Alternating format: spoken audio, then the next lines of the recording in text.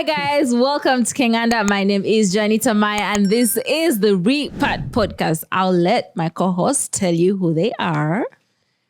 Yeah, out of Brown in the building, content creator from the East. Mm-hmm. Thanks for having me. He's Ugandan. Ugandan. Oh, sorry. Big up. Maintain. Born in London to Caribbean parents, living in Kampala now for 5 years. Big up. Your boy Shay Dick Jackson, African American, both parents from Louisiana, first generation, California, West Coast, stand up.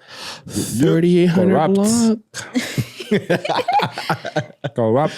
Okay. Very corrupt. Thank you for that I've adopted. introduction. This clip is from Go Black to Africa. He came to Uganda. Shout out to him. He had a good time Dope here. channel. It was amazing. Yeah, he came here. Dope channel. Did you meet him? Oh, his face looked familiar. Oh yeah, we've also our faces have been on his channel too. Anyway, this clip is from his YouTube video titled "Attacked in Ghana: A Message Americans and Europeans Need to Understand." Watch this with us and react to it. At 10 o'clock on Saturday, 8th of April, 2023, I was in a bus that had just enabled me to disembark at Medina. However, the bus was in the fourth lane of traffic on the inside. The mate gave me my bags and said, "I don't know what I will do." And I said, "I'll have to carry the bags across the road." Now, the traffic light was red, so I'm crossing in between the cars with my bags. As I'm getting to the final lane, there's a car that sees me with my bag and drives directly towards me. And it drives into me. And as a result of driving into me, I dropped my bag. Then I smacked the front bonnet of the car. I don't remember what I said. Something like, "You are trying to run over me. I'm crossing the road." And as I walked around the car, past the driver's window, I said to him, "You have a cross around your neck, but you are demonic." And I walked off. Then there was a guy who had been nearby and I'd asked him for directions to take a 37 bus. Somehow we got separated and these two men got out of the vehicle. They came to me and the guy was shouting. I don't know what he was saying. And then somehow he started to hit me in the face. He hit me on both sides of my face. The guy who'd been with me earlier, he had distanced himself from me. He had been there at the time when the car doors had opened and then he distanced himself. So he was far away, but facing me. And then I shouted out, "Can someone help me?" Because there were men standing around at a distance by cars, but I was in their line of sight. Nobody helped me. So I collapsed onto the floor intentionally and covered my body in a fetus position over my small carry-on bag. And I lay there. Then eventually someone came over and offered me help. And then I opened my eyes and looked up and they said, "Get up." And so I said, "You need to help me." And someone helped me up. And I explained the situation, what happened. And I was surrounded by maybe 20 to 30 people. And one of the men said that the men are in the military. And then another person said that people didn't get involved because they didn't want to get attacked as well. And I said that that's not acceptable. I'm a female. I'm alone. I'm very small, and this guy's hitting me in the face and no one's doing anything. Then the guy from earlier who I'd been asking about getting to 37, he came, he took my bag, and he walked me to the bus. With regards to the man who attacked me physically, I can identify his car. It was either black with red stripes or red with black stripes on the front. It's a very new type of vehicle. I don't know the make and model, but if I saw it again, I could identify it. He was very well built physically, a little bit taller than me. He had, again, that wooden cross. It's a very big wooden cross on the outside of his shirt. So if I saw the vehicle, I'll be able to identify it. And of course, anyone wearing a big wooden cross who's very well built, who's roughly my height, just around my height, with a wooden cross and the red black car, then by process of elimination, it's most likely to be him because those are all very unique things. I've never seen a wooden cross that size on anyone in Ghana. I've never seen that vehicle before in Ghana. And this man, I don't know him. So it wasn't like this person recognized me from somewhere and decides to attack me. It really wasn't the case. I've never seen him. Have been to Ghana a few times, but haven't made any enemies to my knowledge. But the entire experience was very upsetting for me. I felt very unsafe, very unprotected. because he could have done anything to me. I didn't fight back at all. I didn't defend myself. He could have seriously injured me with his vehicle or even with his fists. And so it's very hard to remain in a country where you feel that you are in danger because bystanders are not going to intervene and help to protect you. Okay, you had the lady. A man ran over her and got out and beat her up, from my interpretation. But what do you guys think? Because someone else, I'm seeing the comments and people are a bit double-sided, like two-sided, but it doesn't make sense. Someone got out and beat her up, no matter, even if she said something wrong. It doesn't make sense. Why would a man is stronger than a woman, guys? You know, we all that about. doesn't stop a man if he wants to beat a woman. Imagine His size doesn't care that he's bigger than her. You know, even a small man can hit you. Eh? Yeah. Oh yeah. It's a strange one because was the man Ghanaian? Yes. Yeah, He was very- He was a military Military. police officer. Military guys don't play around. So yeah, those guys are arrogant. So Yeah. that's one thing. Two, people fear from living in Kampala, Uganda. People fear like the military and the police here. You know, like when I see the police stop people, people are speak when spoken to, very quiet because they don't want to aggravate or agitate. So that's probably why people didn't jump in, because they probably realized he was some form of, you know, like authority, like police-wise. That's very unfortunate. It's sad. His abuse of power. I just hope that he's identified and he loses his job, because someone like that with that attitude and that sort of mentality shouldn't be in that position, you know. But yeah, it happens all over the world. Like in London, you walk past somebody getting beaten up and nobody will help, because everybody's just afraid of the person turning on them and then it becoming their problem and them having to deal with broken limbs and bruised. So it's like back in the day when I was growing up, like I'm older than I look, like someone would have definitely jumped in, like police or what, nothing. But nowadays people just shy away from that thing. They don't really want to get involved. And it's sad. But I hope she finds the guy and he gets dealt with. Yeah. Alta, what do you think? I think let's first have a share. So I've been sipping on this wine, y'all. So I was trying to soul rep a little bit more, but out of Brian know what he's doing. You know, I'm trying to get canceled, but so number one, in the most coherent state of mind, I can say this. She is definitely a woman that, I don't know if she's a Nigerian British or a Ghanaian British, but it appears she's a lady that's living in Britain from the accent. Yeah. Is that British? Yeah. Yeah. Sounds like a Londoner. So you're London British and you've been living in London where there is a different sort of reality, order, and things that people just don't do. Yeah, yeah. Like in London, it's commonplace to cuss somebody out just like America. If they get too close to you, they can't. Yeah. There's no sort of back. No one's going to actually get off. People like barking at each other, but there's no bite. Yeah. Even in America, you know, road rage is something that happens and whatever. And it's even common here in Kampala, but it never gets, I don't see road rage here getting so violent. At least not common. But she said the guy tried to hit her. And obviously, for me, I'm here enough to know that by the license plate, that person might be in the government. Right. So these guys who are in the government, you know, in the police or whatever it is, they feel they can operate without impunity. You know, there's nobody who can touch them, and they don't care if you're a foreigner or whatever. So the fact that the guy cut her off or almost hit her or did hit her is one thing. But unfortunately, the bad part of being a repat or expat is you are in Africa. So now things can happen to you, but people are not going to look at that it happened to you. Most people here are going to judge you based off how you respond, because they're going to say it happens to me. I don't act like that, right? So not to say it's wrong, but I got hit by a car. like a month ago. And I didn't even, I told you about it. And it was just normal now. It wasn't bad or anything, but I got hit by a car because the road was too narrow. I didn't yell at the lady. It's just because you don't know who's in the car. Yeah. But sometimes when you're that upset, you don't care who's in the car, innit? Let me say this. Like for me, being here all these years, I've kind of got accustomed to the system.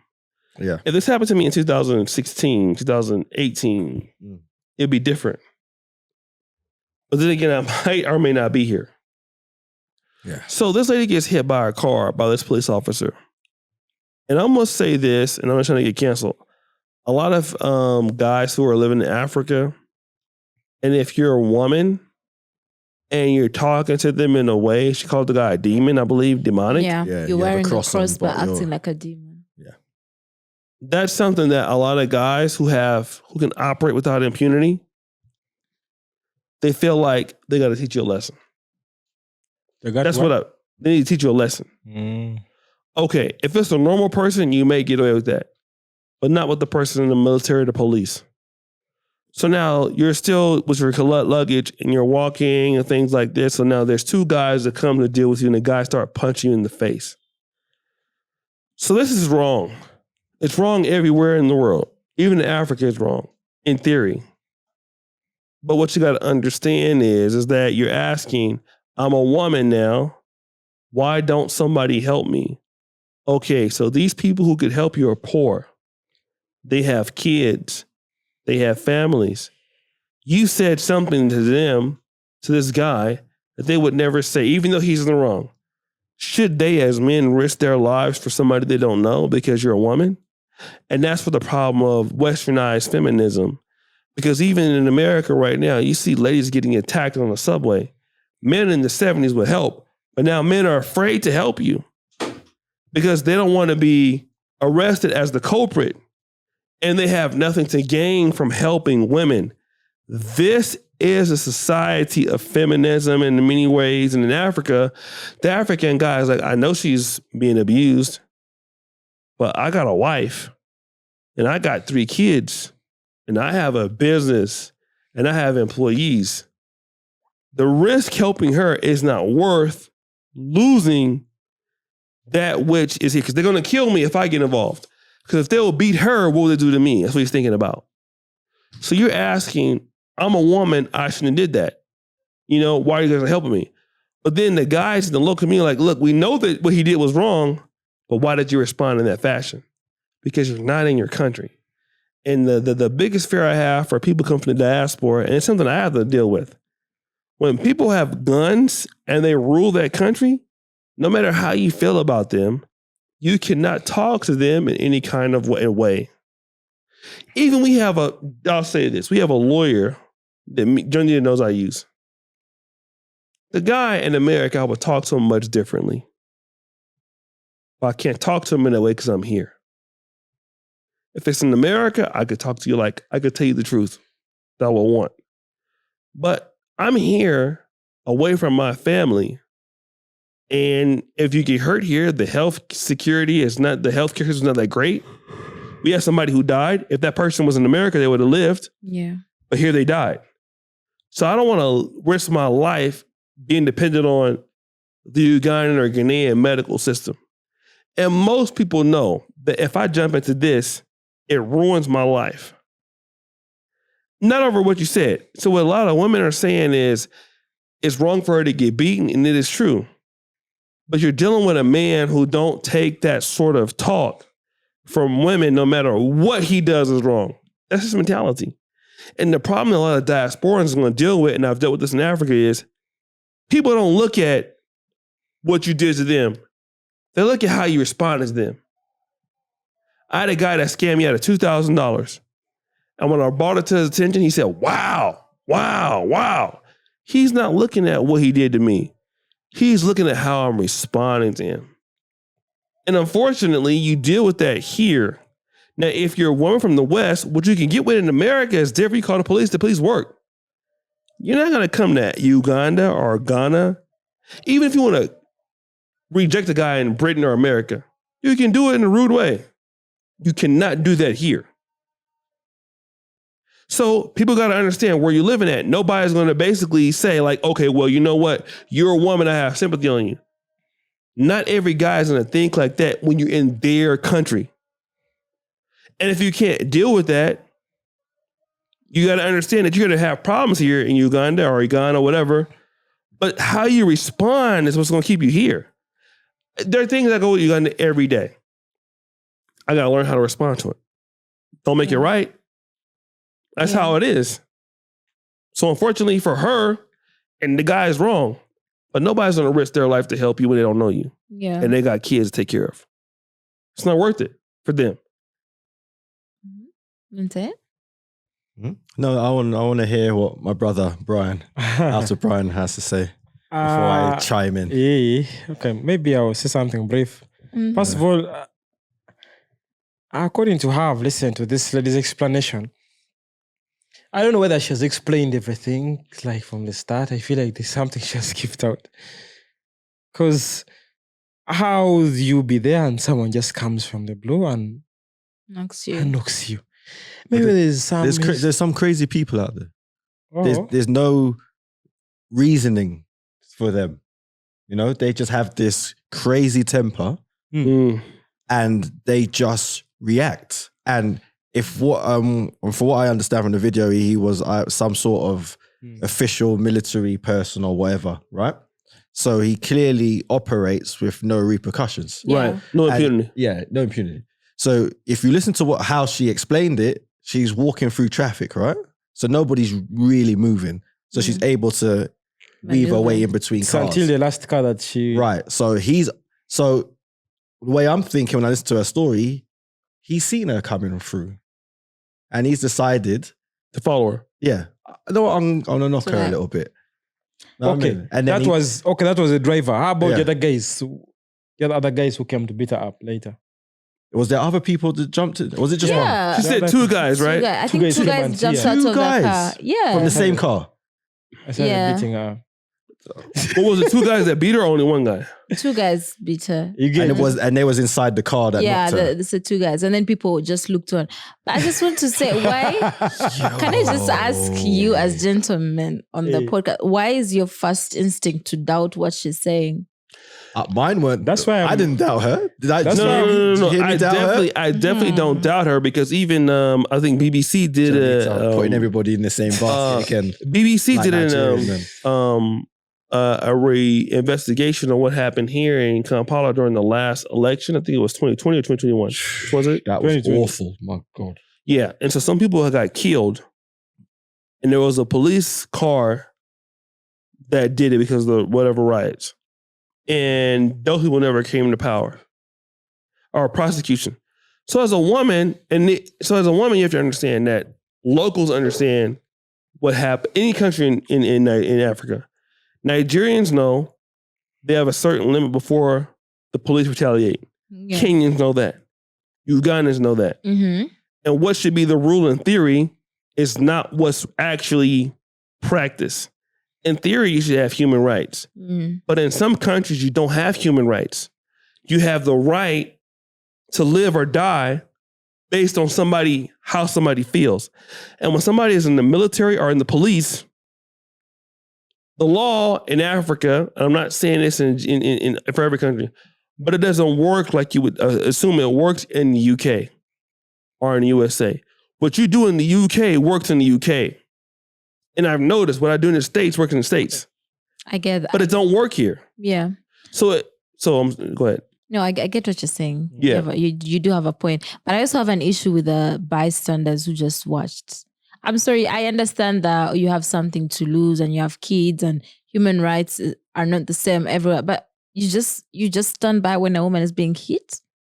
When I was at uni and when the ban whatnot, I knew at least I had like 10 people who would jump to come and protect me if anything happened. If anything, I was content and safe, you know?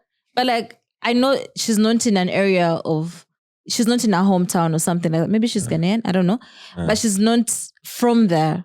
Right. You know, so she's not of there. So like she has no one to stand up for and defend her. But still, a bystander, like, why would you just stand by when a woman is being hit? You guys are men. You don't understand the fear that comes from someone bigger than you, someone more energetic, someone more powerful than you hitting on you. The feeling you get, that feeling of being powerless, and there's no one to do. At least say something, shout, and be like, oh, maybe what you're doing is wrong. Maybe say, oh, hey, stop. But you just stand by when a woman is being hit, yet you know she can't defend herself against two men. No, Yeah, no, that's nothing can justify that. Honestly, Yeah. You know, you're right. And even if you're looking at it like I'm 1 against 2, and those odds are not in my favor. Like, at least shout at them, stop, I'm filming you. Yeah. Like something. For And somebody not to do anything at all is very, very, very strange. And it kind of like, it just shows where we are as a people. As a human race. As a human race right now. And I can understand, maybe we don't know the full story. She could have been in wrong. But listen, the moment you just stand and try to hit on someone, a lady, a woman, I'm sorry, maybe I'm biased because I'm a woman, obviously. But the moment you start to hit... No, you're not biased because you're a woman.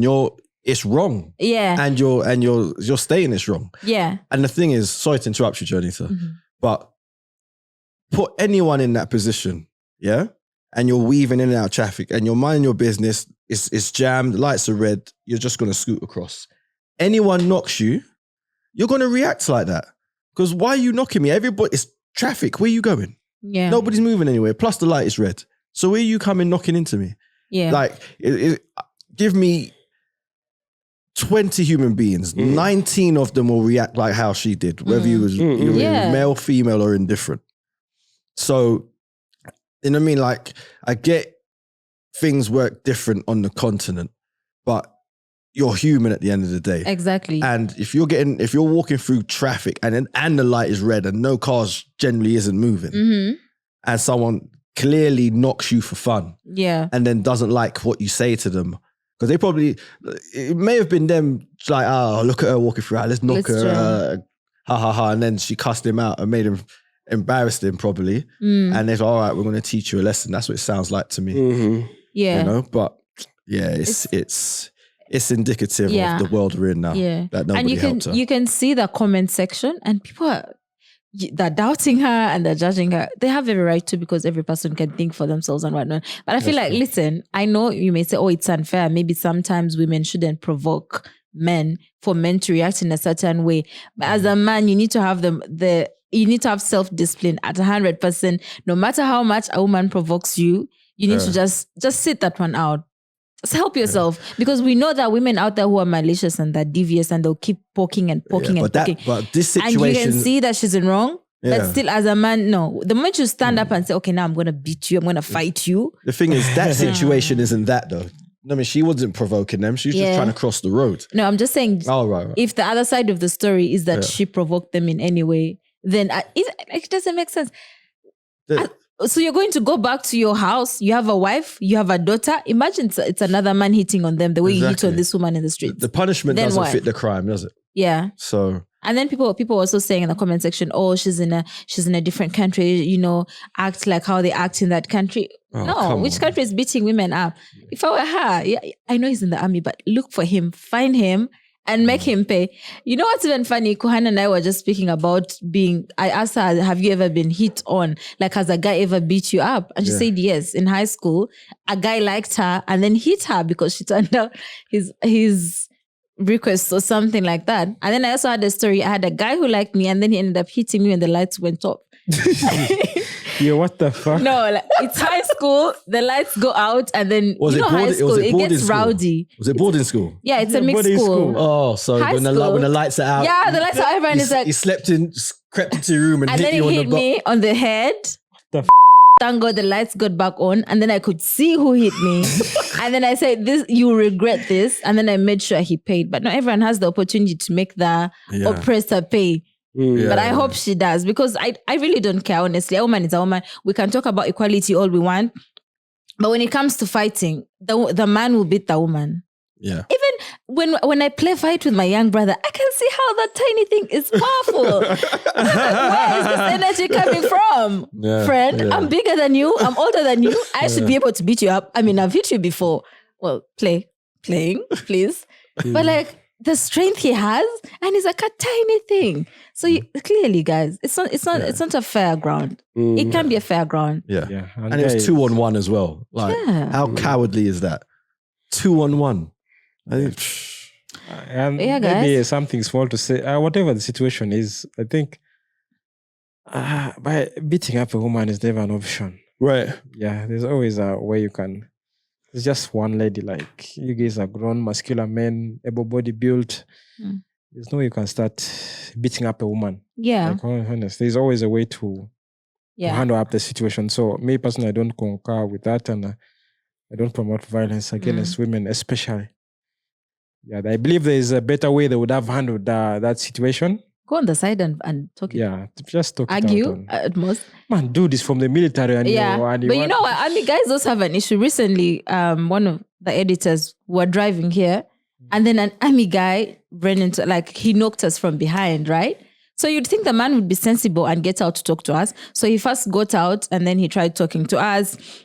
But he wanted to go away. So we're like, okay, park in front. Let's follow you. Let's go together to the garage so that you can pay for this damage that you've done to the car. And then he says, okay, it's like, one of you get inside this car. So when the other editor gets inside the car, he sees a gun inside and a military uniform. Right. So he's like, I'm not going to risk my life. So he tells him, you know what? Let me go sit in our car, but we're following you. The guy just ran off. But what can you do in that situation? yeah. But it doesn't make sense. These are people who have been trained to, like, to deal with such don't situations. look for me. But you understand? Like, you'd think they would have they've better been trained to skills, kill, skills at handling such things. Because at the end of the day, you're there to protect people. You're not there to disorganize and act like you are their gods.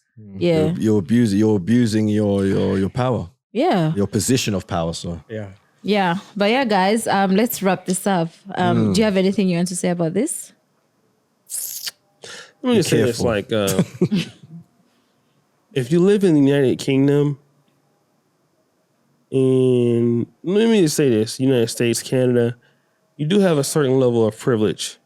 I will say that the privilege is more greater for men than it is for women. So people will try to get over on you or whatever, but typically that's going to happen. Like, you're still a woman in this new place. Yeah. So you might be a United States citizen and you a British citizen, but you're still a woman. Mm-hmm.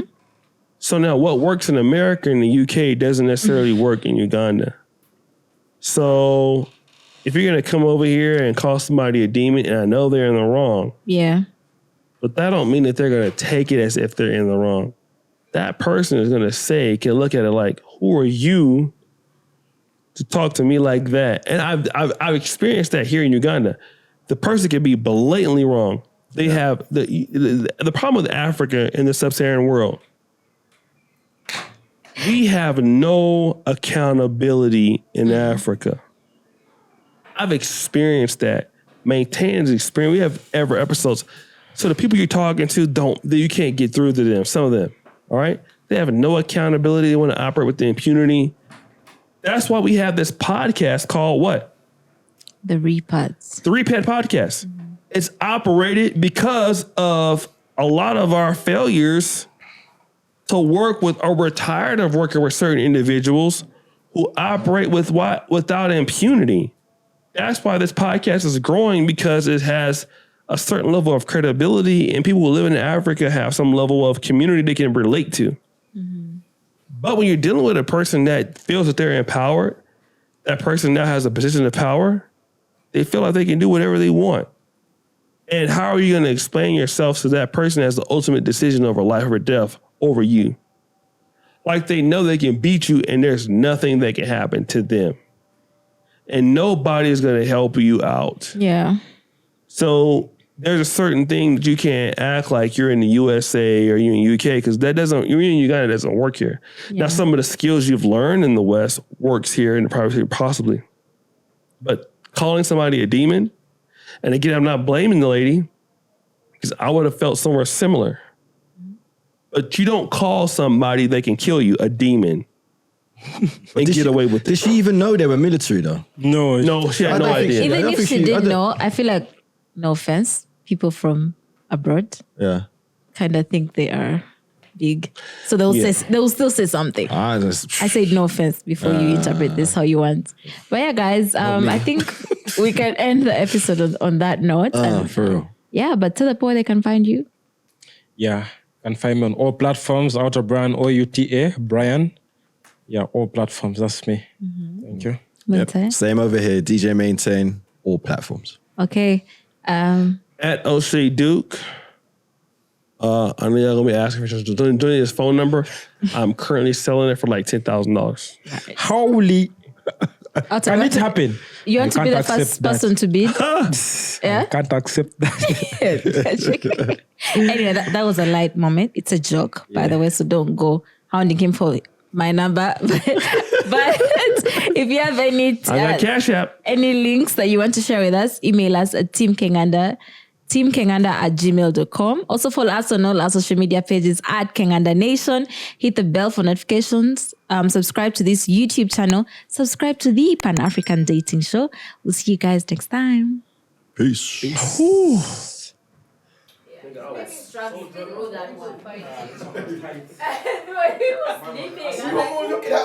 Make sure you don't show him when he's sleeping.